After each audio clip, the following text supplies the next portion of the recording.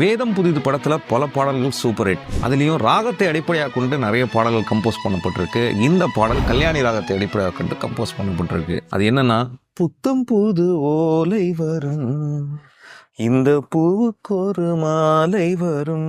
என்ன ஒரு கம்போஷனுங்க! இந்த பாட்டோட ப்ரீலூடில் வரக்கூடிய ஃப்ளூட் போர்ஷன், 2 ஃப்ளூட்டில் வரக்கூடிய அந்த லேயரிங், என்டையர் சாங்கில் ஃப்ளூட் பின்னி எடுத்திருப்பார் இசையமைப்பாளர் தேவேந்திரன். நிறைய பேர் திரு தேவேந்திரன் அவர்கள் இந்த பாடலுக்கு இசை அமைச்சிருக்காருன்றதே நிறைய பேருக்கு தெரியாது. அது திரும்ப திரும்ப ஆச்சரியத்தில் நிறைய பேர் இருப்பாங்க. ஏன்னா அப்படி ஒரு கம்போஷனு. பாட்டோடைய ஃபர்ஸ்ட் இன்டர்லூடில் அந்த கிட்டார் போர்ஷன்ஸ் போய் நிற்கும் போது ஃப்ளூட்டில் எடுப்பார் பாருங்க, with tabla and triple conga சப்போர்ட்டில். அந்த இடம் வரும்போது அப்படியே கூஸ் பம்ப்ஸ் வருது. அவ்வளோ பியூட்டிஃபுல்லான ஒரு கம்போஷன். கேட்டு ரசிங்க.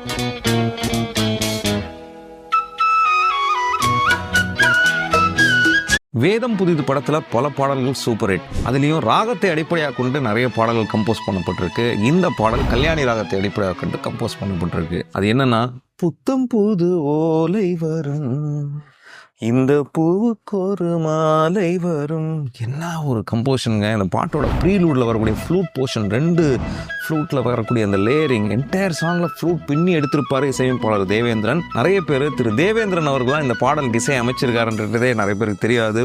அது திரும்ப திரும்ப ஆச்சரியத்தில் நிறைய பேர் இருப்பாங்க. ஏன்னா அப்படி ஒரு கம்போஷனு. பாட்டோடைய ஃபர்ஸ்ட் இன்டர்லூடில் அந்த கிட்டார் போர்ஷன்ஸ் போய் நிற்கும் போது ஃப்ளூட்டில் எடுப்பார் பாருங்க, with tabla and triple conga சப்போர்ட்டில். அந்த இடம் வரும்போது அப்படியே கூஸ் பம்ப்ஸ் வருது. அவ்வளோ பியூட்டிஃபுல்லான ஒரு கம்போஷன். கேட்டு ரசிங்க.